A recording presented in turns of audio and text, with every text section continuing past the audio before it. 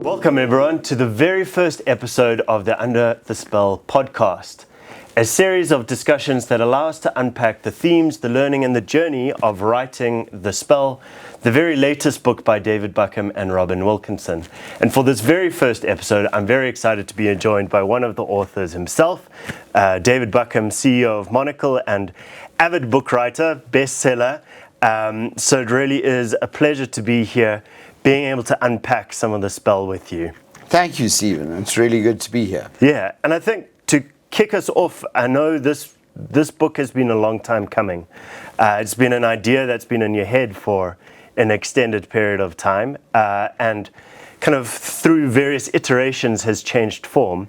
Can you tell us a little bit about the journey of writing The Spell, and fundamentally what is the concept of The Spell? Stephen, since this idea has been in my head a long time, since we wrote The End of Money, which was really about the dissolution of the financial system and the era of distrust in the financial system, we used a term a lot called cognitive dissonance, and became almost an overused term. And it started to strike me also when we wrote The Age of Menace, which was then published internationally as Unequal. And then even when we wrote Why Banks Fail, there were so many facts that seemed so obvious in writing these books that were moments of complete mass cognitive dissonance. I remember, for example, being in a whiskey club where someone had just come back from Saudi Arabia, and they were sort of super excited about the project NEOM, which is this $500 billion project. And the entire Saudi investment fund is only $1 trillion.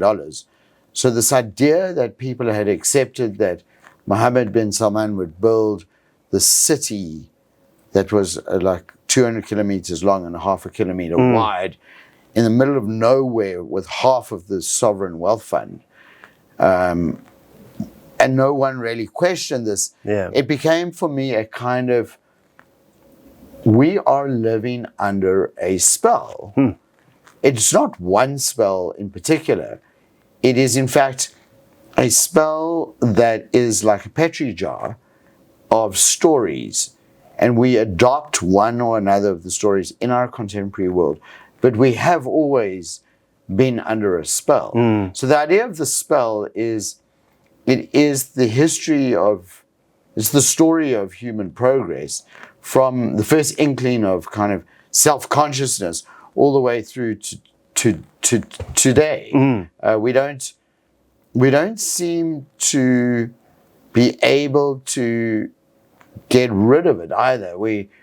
We live in the AI revolution time now, and it infects every story that's told. And previously, 2 years ago, was blockchain, and these narratives compete with each other. And you've got incredible. Mark Zuckerberg is criticizing Apple for being a monopoly, and you can't make stuff like this up. So, and do you feel we're almost more under the spell now in present times than we have during the rest of history? Is now a very poignant point, and the reason that you felt like you needed to get this book off your chest? Well, I think so.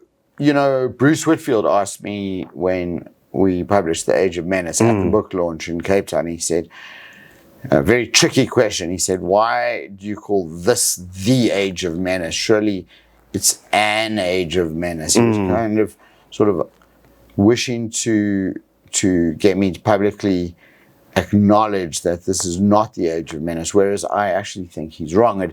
It is the Age of Menace, because whereas we lived with narratives before, for example, the narrative, a religious narrative, or the Christian narrative, or the scientific narrative, or it is only now that we have such incredible narrow casting of our stories that we imbibe are narrowcasted just for us, because the algorithms know what we like.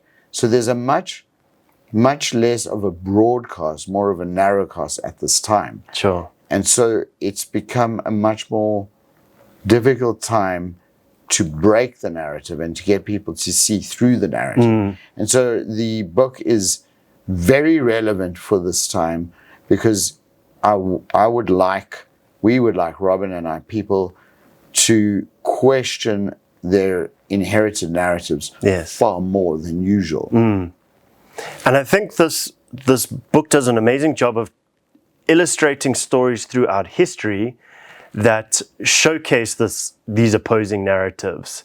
And I guess it brings me to quite a tricky question to ask, but is there such thing as an objective version of history and of truth? Or in the world, the polarized world that we have, is that just something that we're never going to be able to achieve? So, if you read The Spell, which I know you have, we wish to present it as an open question. It's my personal opinion that in order to gain any sense of objectivity in today's world is far more difficult than it's ever been. Sure. Even a system of record is difficult. Even in researching the notes for this book, even in validating the facts in this book, we have used AI and have come up with different sources that contradict each other. So even an objective truth, such as a fact, never mind an opinion of a fact, Sure. Has become very difficult. And systems of record, for example, population data or growth, sub-Saharan African growth data.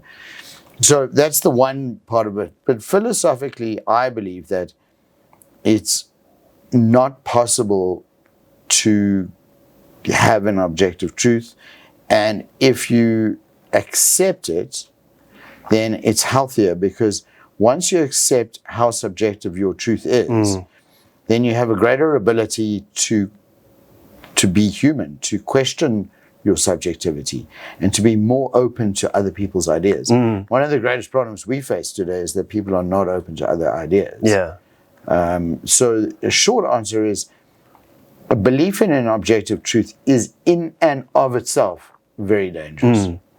And you're getting quite philosophical here, which leads me perfectly into my next question, because the book goes all the way back to the stories of Plato and Homer. And why did you feel like it was necessary to go back to ancient philosophers in order to help people to understand the world as it is today? Well, the ancient philosophers, the Greek philosophers, 800 BC, 700 BC, even earlier than that, from recorded time, had these ideas and these questions of, what is our purpose in life? What is the meaning of life? What is the purpose of humanity? Why are we self-conscious? Do we have a soul? Is there an afterlife? These questions have plagued humankind since the beginning of recorded history. So in showing the reader, the history of Greek philosophy in a very, I don't want anyone to be put off. The book is accessible. The Greek philosophy is light, but it does show that we are in some ways no closer to answering these questions than we were 3,000 years ago. Yeah. And that in itself is to show, not tell, that we live under a spell in believing that we have the answers to these questions. Yeah, no, absolutely. And I think on the opposite end of the spectrum, in terms of these stories that you tell, bringing us back to modern time, you also utilize as a writer references to modern day movies and series to help to explain kind of the zeitgeist of the time. Why did you feel like that was important for the reader to have those kind of slightly more light-hearted stories that helped to build the biggest narrative of the book? So it's a really good question. The truth is that most people have an understanding of the universe and of the world and of history that is written into them by culture. So most people have a view on Richard Nixon that comes from film. Most people have a view on history that comes from film. In fact, I would say people have a better understanding of Henry VIII, from the Tudor series than they have from reading a history of Henry VIII. Sure. So not only that, film portrays more about contemporary times in which it was made than the time of Henry VIII, which we're not sure exactly how Henry VIII thought. So the cultural zeitgeist is of the moment now, and it also is our view that the stories compete with each other. So, for example, what we call the Superman narrative, which is that some people are superior to others. For example, the American president, as an example, is always battling with the apocalyptic narrative, which is that what we call the George Floyd narrative, which is that this, the world must end, everything's going to go up in flames, or the climate change narrative is an example of apocalyptic narrative. So what we believe is that when these narratives scrape against each other, so to speak, like continental plates, instead of getting a volcano or furnace or fire or some kind of a disruption, you get cultural artifacts like movies that almost predict the future. So we realized, for example, that there was a massive increase in the number of zombie movies prior to the onset of COVID-19, which is crazy, right? But several times in history, there have been cultural artifacts that have almost prefigured historical moments, almost as if the collective human consciousness, in a Jungian sense, senses change. If that makes any sense. Yeah, no, absolutely. And I guess to be a little more lighthearted, you spoke about some of the superheroes that featured in the book. If you had to pick a superhero that represented you, who would that be? So I'm a bit of a comic book nerd. So it's not one of the recent ones that have been on film. But I used to, when I was in my early teens and even before, preteen, go to the local cafe and pick up the latest copy of a Marvel comic, which was, my favorite was Daredevil at first. The idea of this blind man who's a lawyer fighting against injustice with a cane, and having the super sense from sound. So Daredevil. And then there was the X-Men. And there was Professor Xavier, and he had this superpower where he could sense other mutants. And I loved this idea of this Professor Xavier. So, and then there was Wolverine, of course. I mean, who does not like the idea of adamantium claws? Absolutely. They just spring out, and he has like this bar presence. I quite like that. Wolverine is an interesting character because I think he really epitomizes this kind of like the opposing good versus evil narrative that a lot of these comic books have. Having unpacked a lot of these stories, gone back to philosophy and history and looked at some more modern time stories, unpacking kind of like the human nature, do you think that humans are inherently good people, or is it a lot more complicated than that? Stephen, I want to believe that human beings are inherently good, and I see it in my daily life all the time, people being good to each other. I think that humans are inherently good, but they suffer from a weakness, which is a desire for, you could call it social superiority or social equality. So you get this idea that Francis Fukuyama, the very famous philosopher, uses, which is called themos, which is the idea of being recognized for dignity, the recognition of dignity. And you get isothemic people who wish to be recognized as equal. And then you get megalothemic people who wish to be recognized as superior. And I think people always have this battle with, it's either why is that person over there, why can't I have what they have? Or it's a battle of why have I been subjugated? And those forces create within people sometimes bad sentiments which lead to bad outcomes. Then you get, if you have people being inherently good, then why do we have the 20th century being?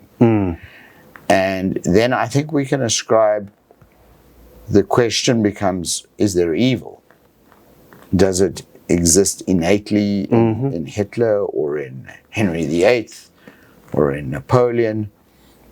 Or are they just vessels that carry history within them? Yeah. Are they agents? Are they? And the book tries to explore that concept. Is history just a series of follies and disasters? Yeah. As Edward Gibbon said of the Holy Roman Empire. But I'm not going to answer that question directly, Stephen. I want people to read the book. Absolutely, yes. And one of the other narratives that the book provides a really unique perspective on is the evolution of science into the world. I mean, in human history, science actually feels like a relatively new phenomenon, and it's often seen as this version of truth.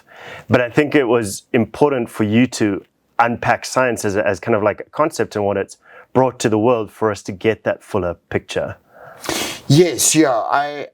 So this is very important, is that most people, I believe, are secular in their thinking, and there's very few people in the modern world that would ascribe to what I would call a creationist worldview. There are some, some even amongst us, and that makes life, I've always joked with, very religious people that makes your life very easy because but most people have some kind of secular form of belief where they believe in a higher force, but they also believe in science or some kind of mix between it. And Nietzsche sort of perceived that we were getting further and further away from God. And by God, he didn't mean like an actual omniscient God. He meant from the concept of God. And there's this illusion that people get very upset with me when I say this, that science explains everything. And what we try to show in the book is that across multiple dimensions of science, for example, medical science, for example, nuclear science, for example, cosmology, the universe, the human mind, the existence of, for example, a conscience, consciousness itself. None of these aspects or dimensions of science are actually adequately explained by science. And possibly one of the best examples for me has been the James Webb Telescope, which is a telescope that is 100 times more powerful than the Hubble telescope. And the Hubble telescope was, 100 to 1,000 times more powerful than the Hooker telescope, which was one of the telescopes that first confirmed the Hubble constant, which is that the universe is expanding. But now we have different methodologies of measuring the size of the universe, and they are 6 sigma apart, meaning for the layperson that we don't know how big the universe is, how fast it's expanding, and therefore we don't know if Einstein's general theory of relativity is accurate or is verifiable. And many of the theories that we have of the human mind, of the source of language, or how we acquire language, or how we acquire creativity, are inadequate and that do not explain our world. So I therefore come to this conclusion that we can call science a narrative. I don't mean that it's not accurate or that we don't live in a fantastic world or that there's no human progress. I mean that there is this underlying preconception that people have that everything has been explained by science and it will be okay, don't worry about it, it's all explained by science. That simply is not true. Yeah. And I think, David, where this all takes us is to this idea of thinking more critically as an individual. And I personally found that this book provided me with a lot of tools, not necessarily an answer, but tools to think more critically. And I know you're a big proponent of critical thinking. You lecture it at multiple universities. You lecture it here at Monocle. Is that the thing you want to leave people with? Yes. I mean, this is kind of a bold statement, but critical thinking is a catch-all phrase for reading more carefully, listening more carefully, and then thinking more carefully, and then reflecting on what one thinks and where those preconceptions come from. So in that sense, yes, you could say that the spell is an example of critical thinking, but I would like to say that it is far more than that. The spell is an argument that all human thought, since humankind first became conscious, and by that I mean self-conscious, that humans were aware that they're unlike other animals, thinking beings that can process complex thoughts and create infinite ideas, as opposed to other animals. Since that moment of self-conscious recognition, some people call it the Lacanian moment, it's the self-recognition and the mirror moment.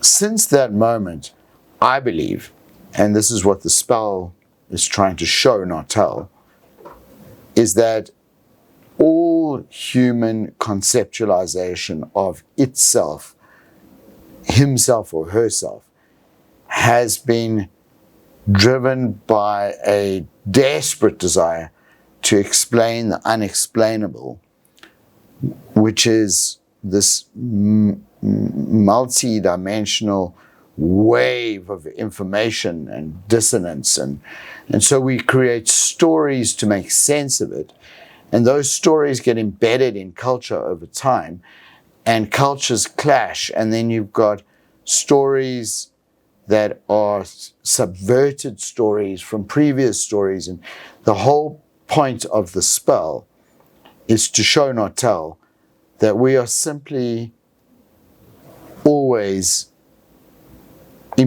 imbibed by competing narratives since the beginning of time till right now.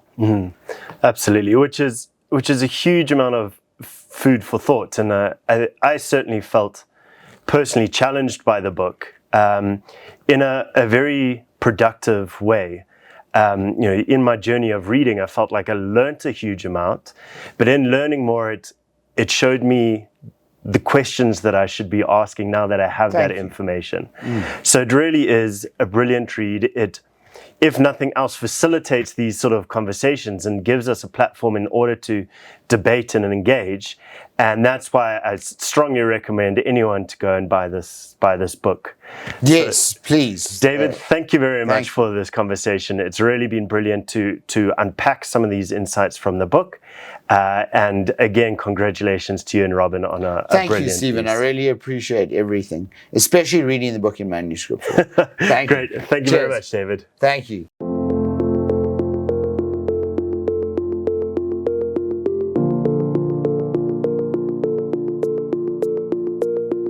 you.